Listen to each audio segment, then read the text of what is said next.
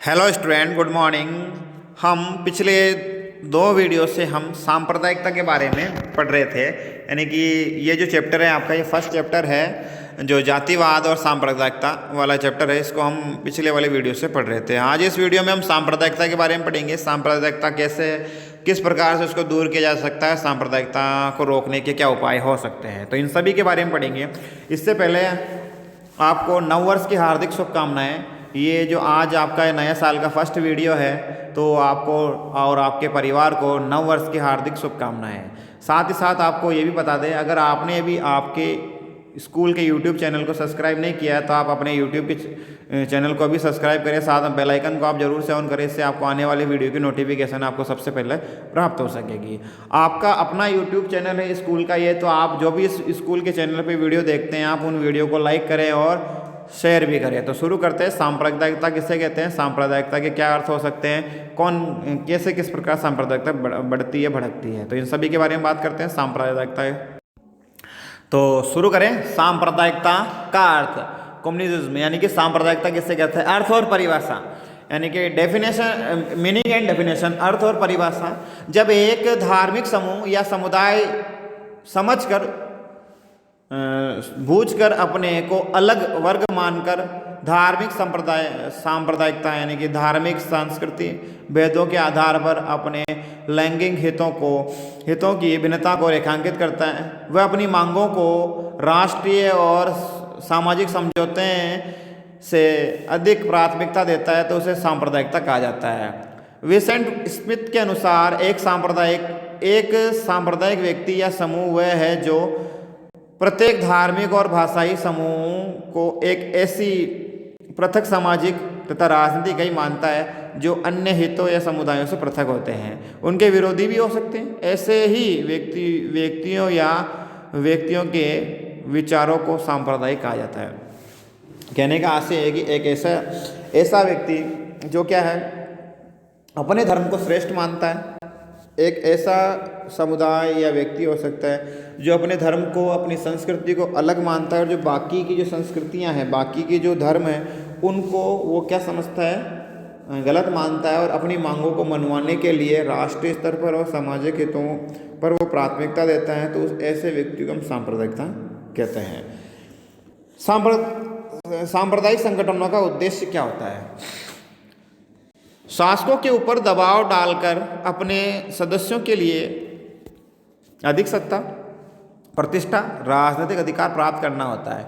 देखिए, सांप्रदायिक जो व्यक्ति होते हैं उनका उद्देश्य ये होता है कि शासक वर्ग है, यानी कि जो भी सरकारें हैं, उन पर क्या करते हैं, वो अधिकार मांगना, राजनीतिक प्रतिष्ठा प्राप्त करना, ये सब उनके उद्देश्य होते हैं। ऐसे समूह राष्ट्रीय और सामाजिक हितों के ऊपर अपने समूह के हितों को अधिक प्राथमिकता देते हैं, जिसमें समाज में फूट पड़ती है। सांप्रदायिकता का उदय कैसे होता है, ऑर्गेनिज्म ऑफ द कम्युनिज्म, यानी कि सांप्रदायिकता का उदय, यानी कि सांप्रदायिकता कैसे समाज में हम देखते हैं, इनके बारे में बात करते हैं। सांप्रदायिकता किस प्रकार से हमारे देश में, हमारे समाज में आप सांप्रदायिक लोगों को देखते हैं। भारत में सांप्रदायिकता की समस्या ब्रिटिश शासन की समकालीन है। ब्रिटिश सरकार ने फूट डालो राज करो की नीति अपनाई ताकि हिंदू मुसलमान आपस में लड़ते रहे और वे अपना शासन आराम से चलाते रहे। भारत में ब्रिटिश साम्राज्य के निर्माण एवं विकास में जितना हाथ अंग्रेजों की कूटनीतिक चाल का रहा, उतना ही हिंदुओं और मुसलमानों के बीच राजनीतिक संघर्षों का भी रहा है। विभिन्न वर्गों की सत्ता की महत्वाकांक्षा के कारण भारतीय राजनीति में कांग्रेस मुस्लिम लीग के बीच ब्रिटिश सरकार मदारी की भूमिका अदा कर रही थी।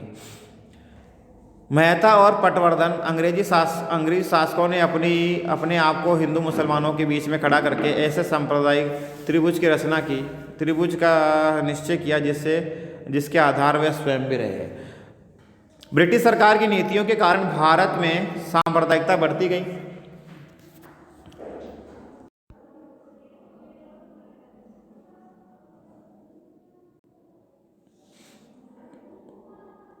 तो सांप्रदायिकता के कारण, जिसमें आप पहला पढ़ा विभाजन की कटु स्मृतियाँ, यानी कि इसमें कई लोग बेघर हो गए। जब भारत पाकिस्तान का विभाजन हुआ 2 जून 1947 को, कई लोगों की हत्याएं कर दी गई, महिलाओं और लड़कियों के साथ दुर्व्यवहार किया गया, परिवार बिछड़ गए, बच्चे अनाथ हो गए।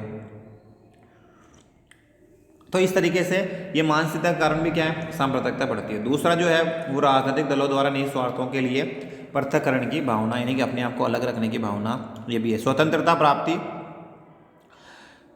प्राप्ति और विभाजन से पूर्व और पश्चात भारत में कई राजनीतिक दल और संगठनों का गठन धार्मिक आधार पर हुआ। आप ये जानते हैं स्वतंत्रता से पहले और स्वतंत्रता के बाद भारत में कई राजनीतिक दल ऐसे थे जिनका जो गठन है वो कैसे किया गया, वो धार्मिक आधार पर किया गया। इनमें से Hindu Mahasabha, Akali Dal, Jamaat Islam, all India Muslim Majlis and Ittehad Muslimeen, all India Muslim league और विद्यार्थी संगठन इसमें प्रमुख है। दुर्भाग्यवश इन संगठनों ने अपने निहित राजनीतिक स्वार्थों की पूर्ति के लिए धार्मिक आधार पर राजनीति करना आरंभ कर दिया था। इसमें से एक वर्ग विशेष में अलगाव की प्रवृत्ति विकसित हुई थी। इसी तरह तीसरा कारण क्या है, यानी कि कुछ इसमें दूसरा आपने टॉपिक पढ़ा, इसमें ऐसा है, देखिए स्वतंत्रता के बाद में कई दल ऐसे बने, कई पार्टियां ऐसी बनी जो कैसी थी, धर्म पे आधारित थी, और धर्म पर आधारित होने के कारण उनमें धार्मिक कट्टरता थी। इस वजह से सांप्रदायिकता को इन्होंने बढ़ाने का काम किया। मुसलमानों का आर्थिक और शैक्षणिक दृष्टि से पिछड़ापन, भारत के जो मुस्लिम हैं वो आर्थिक दृष्टि से पिछड़े हैं। ब्रिटिश काल से ही मुसलमानों का आर्थिक और शैक्षणिक पिछड़ापन है। नौकरी, व्यापार और उद्योग धंधों में उनकी स्थिति अच्छी नहीं है। इस कारण से मुस्लिम क्या सांप्रदायिकता उनमें ज़्यादा देखने को मिलती है। राजनीतिक इसमें उनके कारण मुसलमानों में समाज का आधुनिकीकरण नहीं हो पाया है, मुस्लिम समाज का आधुनिकीकरण नहीं हो पाया है। इससे क्या है उससे महत्वाकांक्षा से उसे लोग ऊपर नहीं उठ पाते हैं। इसमें उन्होंने मुस्लिम समाज में कुछ विकास करने के बजाय असंतोष की ओर अधिक बढ़ाने का प्रयास किया है। अब तक जो नेता हुए मुस्लिम पार्टियां राजनीति के केंद्र में रही है। उन्होंने मुसलमानों को अपने राजनीतिक स्वार्थों की पूर्ति के लिए इस्तेमाल किया है। बच्चों में लोकतांत्रिक मूल्यों को विकसित करने और शिक्षा और आधुनिकता से जोड़कर ही इसकी आवश्यकता पूरी की जा सकती है। पाकिस्तान प्रचार और षड्यंत्र, पाकिस्तान के द्वारा भी भारत में तनाव और ये इस प्रकार से हिंदू मुस्लिम एकता को तोड़ने का काम किया जाता है। ये सब आपने पढ़ा था। सरकार की उदासीनता, हमारी सरकार भी इनको लेकर उदासीन है, सरकार भी हमारी ध्यान नहीं देती है। इसी तरह दलीय राजनीति और गुठीय राजनीति और चुनावी जो राजनीति, ये भी इसका मुख्य कारण माना जाता है। तुष्टिकरण की राजनीति, तुष्टिकरण में आप देखते हैं कि एक उचित सरकारें क्या करती है, एक वर्ग विशेष को क्या करती है, उनकी उचित और अनुचित मांगों को मान लेती है, और दूसरा जो वर्ग है उनकी बातों को नहीं मानती है। ऐसे में जो वर्ग है वो अपने आप को ईर्ष्या की भावना उनमें पैदा होती है, और इस वजह से वो क्या करते हैं, सांप्रदायिक हो जाते हैं। वोट बैंक की राजनीति, कुछ राजनीतिक दल किसी वर्ग विशेष को अपना वोट बैंक मांगकर सही गलत उनके समर्थनों की समर्थन देते हैं। इस तरीके से सरकारें ऐसा करती है। सांप्रदायिकता के दुष्परिणाम क्या है, सांप्रदायिकता को कैसे दूर किया जा सकता है। आपने देखा कि भारत में सांप्रदायिकता के कुछ आधार आपने जाना, विभाजन की कटु स्मृतियाँ आपने देखा, राजनीतिक दलों का उनका स्पष्टीकरण देखा। भारत के जो मुस्लिम हैं उसमें अशिक्षा का अभाव है, भारत के मुसलमानों में अशिक्षा और जो उनका आर्थिक पिछड़ापन है, इस वजह से क्या मुसलमानों में कट्टरता पाई जाती है। मुसलमानों में जो मुस्लिम समाज है उसका आधुनिकीकरण नहीं हो पाया है। इससे क्या है, उनमें असंतोष बढ़ा है और राजनीतिक पार्टियों ने उसका फायदा उठाया है। देखो ये जो था, आपने ये सारी बातें पढ़ी, ये हम क्या है पिछले वाले वीडियो से पढ़ चुके हैं। तो हम सांप्रदायिकता के दुष्परिणाम देखते हैं। सांप्रदायिक के दुष्परिणाम क्या है, सांप्रदायिकता के दुष्परिणाम जिसमें आप देखते हैं भारत सांप्रदायिकता के कारण ना सिर्फ राष्ट्रीय एकता और अखंडता को खतरा पैदा होता है, बल्कि विकास की प्रक्रिया भी अवरुद्ध हो जाती है। सांप्रदायिकता के कारण देश के टुकड़े हुए जो आज भी अखंडता के लिए खतरा बने हुए हैं। सांप्रदायिकता समस्या के कारण देश में कई दुष्परिणाम देश को भुगतने को पड़ते हैं सांप्रदायिकता के कारण, जिसमें फर्स्ट है आपसी द्वेष। सांप्रदायिकता के कारण समाज में फूट पड़ जाती है, आपसी द्वेष और अविश्वास पैदा होता है, समाज में आपसी समरसता और आपसी समरसता का वातावरण नहीं रह पाता है, जिसके कारण छोटी सी घटना भयंकर सांप्रदायिकता का रूप ले लेती है। समाज में शांति व्यवस्था और भाईचारे की भावना खत्म हो जाती है और विविधता में एकता का भाव जो है वो भी खत्म होने लगता है। आर्थिक हानि, आप देखते हैं कि सांप्रदायिकता जब भड़कती है तो आर्थिक हानि देश को हमेशा भुगतने को मिलती है। सांप्रदायिक दंगे भड़कने से भयंकर विनाश होता है, गाड़ियाँ और बाजार जला दिए जाते हैं और जगह जगह कर्फ्यू और कई दिनों तक बाजारों को बंद रखना पड़ता है। इसके कारण लोगों को आर्थिक नुकसान होता है और दैनिक मजदूरी, जो दैनिक जीवन अपने यापन मजदूरी पे करते हैं, उन लोगों को भूखमरी का सामना करना पड़ता है। तो एक तरीके से सांप्रदायिकता है, ये भी क्या है, इसका दुष्परिणामों की श्रेणी में रखा जाता है। प्राण हानि, सांप्रदायिक, आप देखते हैं सांप्रदायिकता में लोग जो है वो क्या है, सांप्रदायिक दंगों, जब दंगे होते हैं तो सांप्रदायिक दंगों में लाखों लोग मारे जाते हैं, लाखों लोग क्या उसमें अपनी जान गंवा देते हैं सांप्रदायिकता में, और हजारों लोगों के घर उजड़ जाते हैं। रांची के आप दंगे देख लीजिए, रांची में जो दंगे हुए थे इसका उदाहरण है। श्रीनगर में आप दंगे देखते हैं, श्रीनगर में आप ऐसी घटनाएं जो दंगे, सांप्रदायिक दंगे, श्रीनगर जम्मू कश्मीर में इस प्रकार से देख सकते हैं। वाराणसी में आप इस प्रकार की घटनाओं को, अलीगढ़ है, अलीगढ़ में इस प्रकार के दंगे हुए थे। हैदराबाद में भी इस प्रकार की आप घटनाओं को देख सकते हैं, मेरठ में, मुंबई में, और अभी लेटेस्ट जो आप देख रहे हैं, अभी लेटेस्ट हुआ था 2000 मुजफ्फरनगर के दंगे, आप इस प्रकार से देख सकते हैं। इसी तरह ये जो दंगे हैं, इन दंगों में किसी को नुकसान नहीं, किसी को फ़ायदा नहीं हुआ है आज तक, हमेशा लोगों को नुकसान हुआ है। लोगों ने अपने परिवारों को खोया है, अपनों को खोया है, और कई घर बर्बाद हुए हैं, कई लोग इसमें मारे गए हैं, कई हजारों लोग अपंग और अपाहिज हो गए हैं। राजनीतिक अस्थिरता, इससे सांप्रदायिकता से राजनीतिक अस्थिरता भी पैदा होती है। सांप्रदायिक समस्या के कारण ऐसी राजनीतिक समस्या उत्पन्न हो जाती है जिससे सरकारें प्रभावित होती है।